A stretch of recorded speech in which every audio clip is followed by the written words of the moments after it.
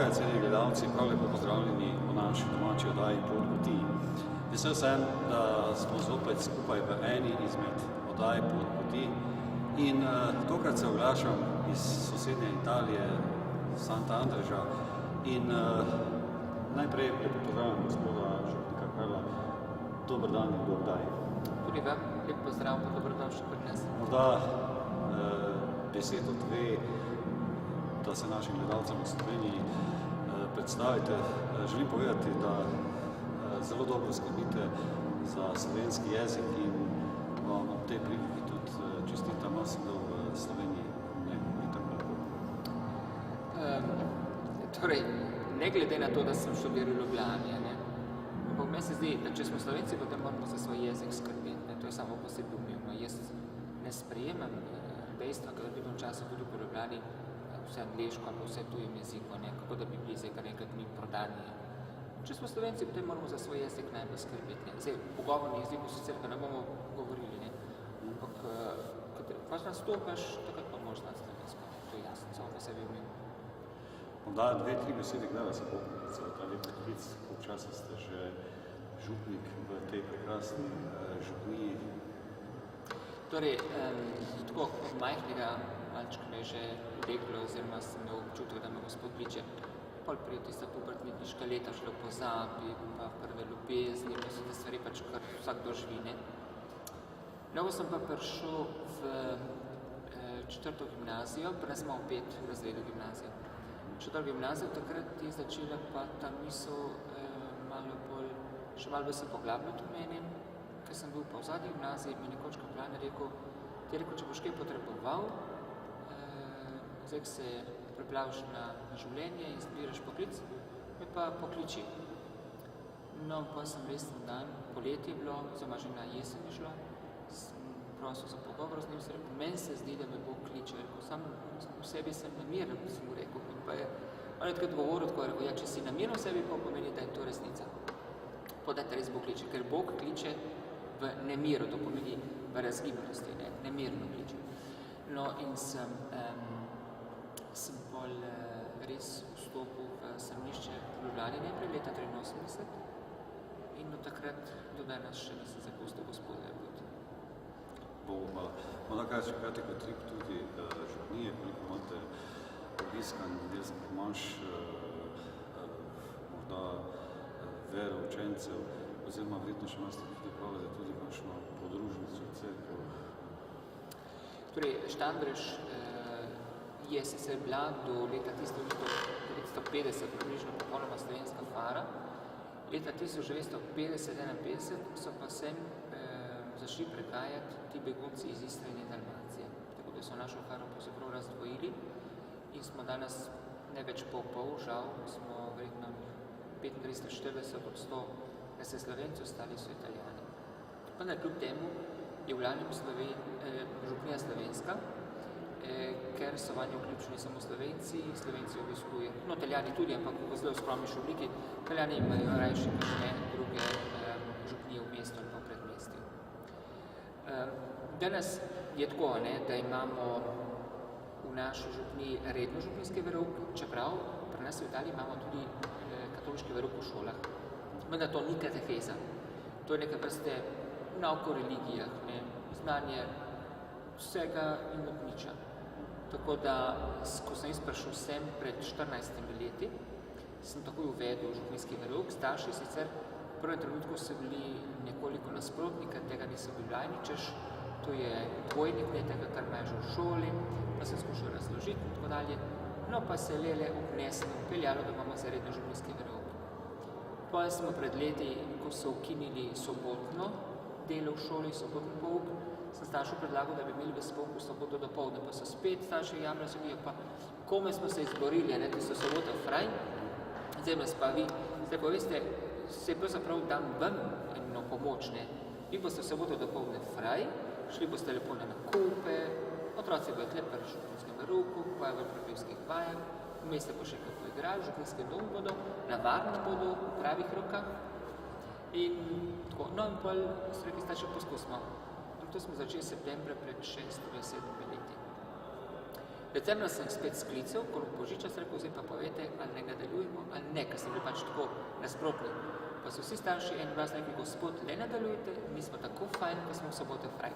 Tako da imamo zdaj ves župnijski verouk za osnovno šolo v soboto do poldne, za višje razrede pa v soboto takoj popoldne, torej popoldne končajo pouk, tisti so višje razredi, in 15 čez 12 okrog let, tako da pol 2 končamo našo sobotno delo, ki se začne drugače pol 9 zjutraj vsako, kar skozi. Imam sicer tudi pomočnike, bodi si katehiste, bodi si pomočnike, tako da nisem sam bukvar, če bi bil sam, se ne dava. Tako da življenje v župniji, kar se tega tiče, lepo poteka. Imamo tudi verouk za odrasle, katehese za odrasle. Največji problem je pa mladina. Ne, ker bi ne bilo, ali ker bi bila nasprotna, ali ker bi bila recimo tako ateistična, če bi lahko uporabil te izraz, ampak ker so res prepolni obveznosti in ne moramo najti časa, da bi recimo enkrat na teden se srečali, pa se kaj pogovarjali pomenili. Tako da uporabljam drugačne oblike, ki so morda bolj praktične. To časovni problem je precej pereč. Zlasti recimo pri nas dosti časa našim otrokom, našim mladim jemlje šport. Žal. Mislim žal, se je lepo, da so po športu, ampak šport jih zasede 4 dni na teden, pa še enkrat vmes. To pa že pa večina. Morda bi še za naše gledalce to povedali, pravzaprav, kje ta vaša fara leži, kajti večina gledalcev, ki zdaj gleda po celotni Sloveniji, morda tega ne ve. To je blizu mejnega prehoda Vrtojba, ne? Komu je pa posvečena ta lepa župnija? Tudi praznik ste praznovali danes, bilo je zelo lepo, slovesno, tudi vreme, nam je Bog naklonil. Bogu hvala. Ja. Torej, ko boste vi prišli v Italijo po Primorski avtocesti. Primorska avtocesta se na slovenskem ozemlju konča v Vrtojbi in Primorska avtocesta se potem na italijanskem ozemlju nadaljuje, začenši z Štandržem, z našo vasjo. Vrtojba in Štandrž sta sosednji vasi. To Štandrž leži tik ob meji danes, še nekaj dni. Pa niti tiste ne bo več in tega še zelo veselim. Vsekakor je Štandrž posvečen Svetemu Andreju. No, velikokrat zlasti Štalci zamenjujo Štandrž in Štandraž. Mi nismo Štandraž, čeprav verjetno po starem, lahko smo bili Štandraž, ker to bolj tipično slovensko. Štandrež, tle je verjetno že kakšen vpliv italijanske skupnosti. Vsekakor imenujemo, vas se imenuje Štandrež, prebivalci se imenujemo Štandrci, imamo pa za svojega zavetnika Svetega Andreja. To že od nekdaj. Očitno je precej stara fara, ker prve fare so imele vedno kot svoje zavetnike Devico Marijo ali pa apostole. To je verjetno so stara naša fara, ali pa prve mučence. Prazniki, torej Svetega Andreja še nismo praznovali, bomo praznovali v nedeljo 2. decembra. To je v nedeljo po prazniku Svetega Andreja, 30. novembra. Danes je bila zahvalna nedelja. Zahvalna nedelja pa tako, naša vas je bila še do pred kratkim popolnoma kmečka, tako da so poljedelci vedno vsako leto lepo oblikovali zahvalno nedeljo. In to je še ostalo, k temu, da imamo danes, ali me popravice povem, da imamo danes nič kmetov. Tisti, ki se še ukvarjajo s poljedelstvom, samo so upokojeni, ostali nekateri redki mladi se pa ukvarjajo tako poleg dela, ampak zaposlenih kmetovalcev danes v naši vasi, ki je bila popolnoma kmečka, ni več. To je škoda.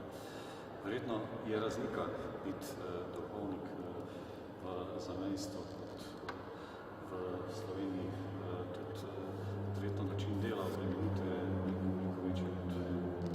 Torej, jaz bi rekel tako, kakšne posebno velike razlike ni, razen v tem, da se pravzaprav v svojem srcu zavedaš, da slovenski jezik v naših župnijah tukaj ohranja tudi slovensko istovetnost. Drugače pa na pastoralnem področju ni kakšnih posebnih razlik, zlasti ne danes, ko smo se v Evropi. Slovenske župnije na ozemlju Slovenske republike imajo, po mojem mnenju, zelo podobne težave, kot imamo mi zelo podobne, ali pa še večje, pa še hujše. Jaz bi rekel tako, večji problem, po mojem mnenju, je ta, ker je naše zamejstvo majhno, da duhovniki smo tu rojeni, tu delujemo. Poznamo svoje ljudi, kako svoje žepe. In to včasih ni dobro, ker nehote smo pač ljudje, nehote si o človeku narediš na določeno podobo, ki ga pač poznaš že prej in zaradi človeške slabosti se veliko rad zgodi, da tudi ko si duhovnik, ne moreš odlepiti te nalepke, ki si mu je dal. Tako da jaz včasih je škofom Uranom, pa tudi škofom Pirihom, tako govorno svetovanje. No, lepo, če bi vi poslali kakšnega duhovnika dol, jaz bi prišel gor, tako da zamenjavo. Tudi zame je bilo to fajn, pa ne zato, ker bi imam rad status, nasprotno, zelo jih imam rad, ampak zato, da bi jaz lahko več dal, drugače dal, ker v določen čas človek se potem lahko tudi precej izprazni, izpotli in potrebuje po eni strani duhovno in znanstveno poglobitev, potrebuje po drugi strani pa morda tudi ta malce zamenja zrak.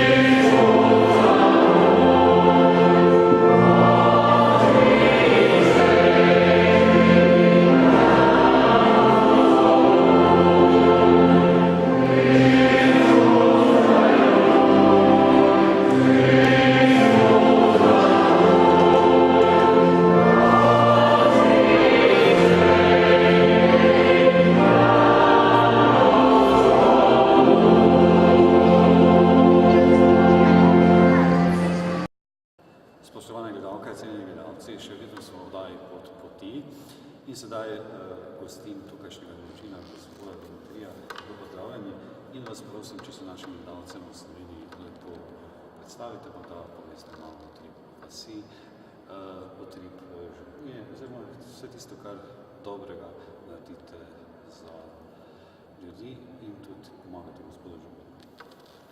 Lep pozdrav vsem gledalcem iz Štandrža, z vasi Štandrž. Jaz sem Dimitri Brajnik, rojen, živim tukaj v Štandržu.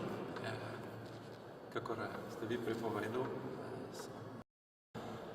sodelujem v župnijskem svetu in pomagamo, kar se da gospodu župniku Karlu Bolčini. Prej smo bili nekako več aktivni, ker nam je čas več dopuščal, sedaj pa zaradi službenih odgovornosti pa družine malo manj, ampak vseeno, kar se da, smo vedno na razpolago seveda, kar se tiče župnijskega življenja, dejavnosti na kulturnem področju. Imate tudi kulturni dom? Imamo tukaj dom, Kreka Orčič, kjer sodelujemo s društvom, domačim društvom Štandrž, kjer se mu uspeva pevska dejavnost, pa dramska dejavnost, publicistična dejavnost. Recimo tudi v tem sem se malo zaradi službenih odgovornosti oddelil, ampak kar se da pomagam. Tukaj Aleksandra je bolj nekaj več povedala pevske dejavnosti. Beseda dve, da se našim gledalcem predstavite, oziroma kako vi pomagate, oziroma kako vidite utrip župnije, oziroma te vasi. Ja, jaz imam sicer še kar zahtevno odgovornost, oziroma jaz vodim otroški pevski zbor in sodelujem v župniji in logično v velikem kontaktu z župnikom. Naš otroški pevski zbor sodeluje redno pri Sveti Maši, kar se tiče obreda pri Sveti Maši in ima tudi svojo dejavnost nekako izven župnije. Kar se tiče naše župnije, pa sodeluje in redno pripravlja prireditve, poleg petja pri Sveti Maši. In te prireditve so na primer miklavževanje, materinski dan, kjer oblikujejo sami oziroma skušamo jim pomagati, da zrecitirajo kaj, da jim pripravimo kakšne take recitacije, saj sicer naši otroci so zelo živi. Ne vem, če ste opazili danes pri Sveti Maši. Mislim, naši otroci so res živi, ampak res je lepo tudi delati z njimi, ker tudi sami ideje pridejo ravno kar iz teh otrok in mi skušamo te ideje oblikovati in nekako jih posprejeti pri nastopi. To je to. No, beseda, gledajte, s te otroci morajo biti živi, saj smo verjetno tudi mi, ki smo bili v teh letih enako.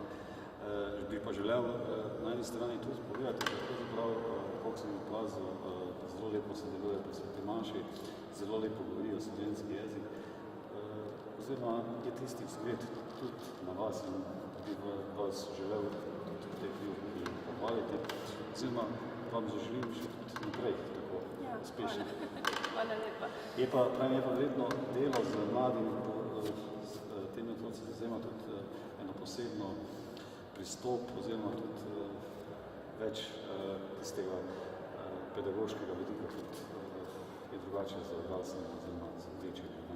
Ja, ker kot pedagog raseš ti in otrok skupaj, ne? In moraš pa dobiti pravo smer, ker mislim, da danes otroci dobivajo iz zunanjih kotov dosti informacij in zelo hitre so te informacije. Zaradi tega tudi kar jim nudiš, ali mislim na gledališču kot predstava, mislim, ali pa kot glasbena skladbica, prireditev, morajo pa jim biti všeč, drugače pa bodo tam in se ne bodo zabavali. Ne? Zaradi tega tudi za nas, ki učimo kot pedagogi, moramo vedno iskati nekaj novega, nekaj, da jih privlači. Ne? Zaradi tega je, mislim, delo raziskovalno je malo naporno, ampak potem, ko na koncu zapojejo, cilj je pa, da tudi drugi, tudi publika uživa in oni sami uživajo. Ne? To je bistvo po mojem. Kar je velika prednost, če tako še smem tako izvedeti. Danes je otroci, so, ko je rekla Aleksandra, veliko informacij, ampak so izolirani. Ne? In to je zanimivo, ker to je res izredna vloga teh pedagogov, vloga Aleksandra, da skupaj združi skupino, da nekaj skupaj ustvarjajo in da se znajo družiti skupaj, da niso pač izolirani pred televizijo, pred TV-ekranom, računalnikom. Saj pri tem tempu življenja druženje je zelo pomembno. Zdravo, tako da imate.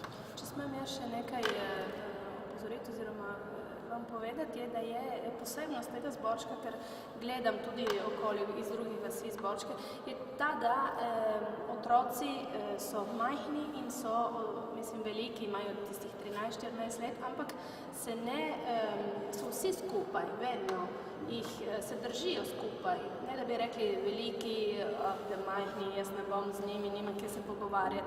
Skušajo biti vedno pazljivi in se zabavati skupaj. Ne? In to mislim, da je lepo.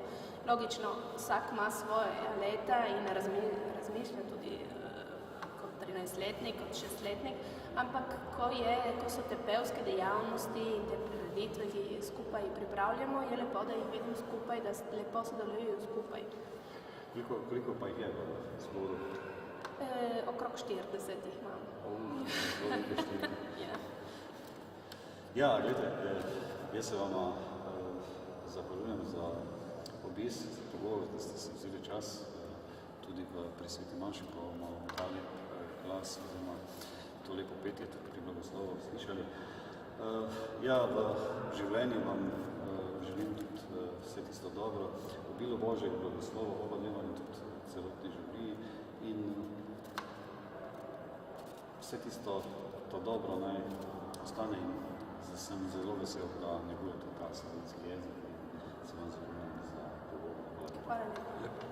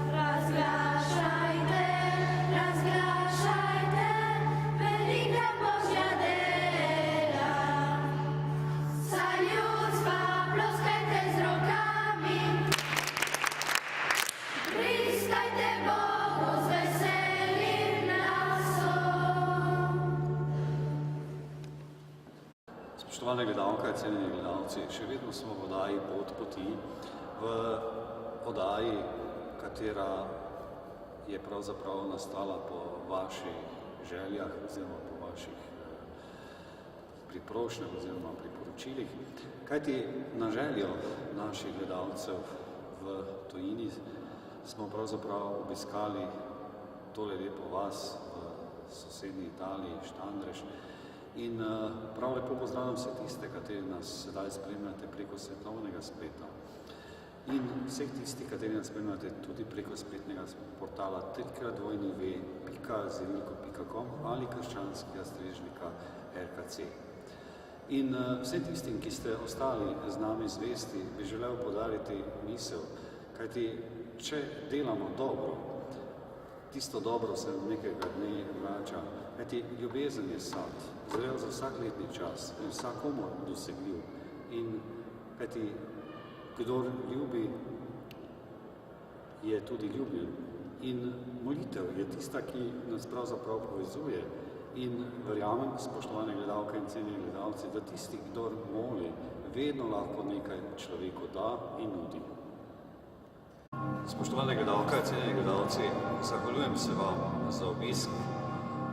Bil sem vaš gostitelj, zahvaljujem se tudi posebej gospodu župniku Karlu, vsem sodelujočim in poslavljam se iz sosednje Italije z tem zvonjenjem zvonov. Zahvaljujem se vsem za sodelovanje, hvala lepa za gostoljubnost in lep sprejem. Preživel sem lep dan, ki ga je bil tudi sončen, ne preveč hladen. Hvala vsem tistim, kateri ste bili z nami in vas lepo pozdravljam iz sosednje Italije.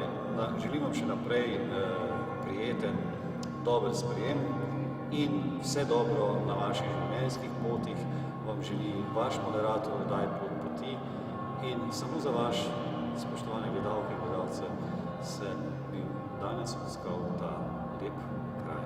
Mir in vse dobro in z Bogom.